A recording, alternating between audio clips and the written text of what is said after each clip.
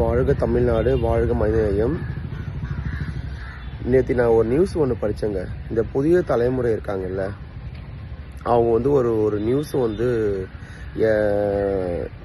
Social media போட்டிருந்தாங்க.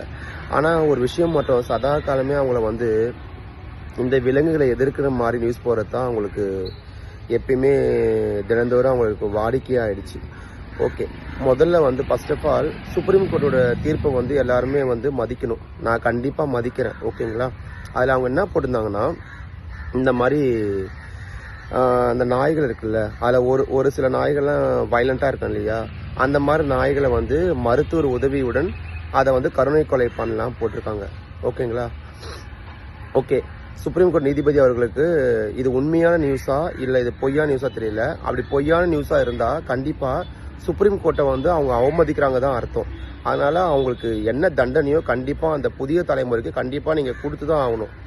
இது CM பார்வைக்கும் இது போய் ஆகணும். என்னன்னா, எவ்வளோ பேர் நாட்டில் தப்பு பண்ணுறாங்க, ஓகேங்களா. அவங்களாம் வெளியே சுற்றுறாங்க.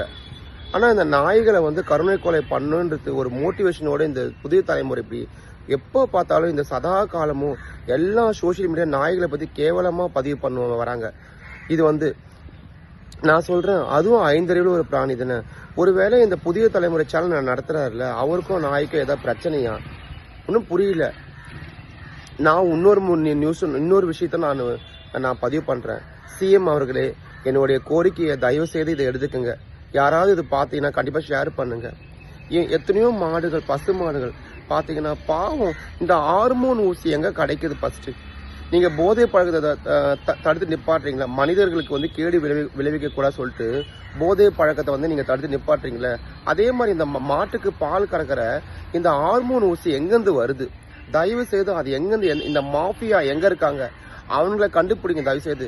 ஏன்னா நாங்களாம் உயிர் உள்ள ஒரு ஜீவன்கள், நாங்களாம் உயிர் உள்ள ஒரு மனுஷங்க, நாங்களாம் வாய் திறந்து எங்களுக்கு வலிக்கு சொல்லுவோம்.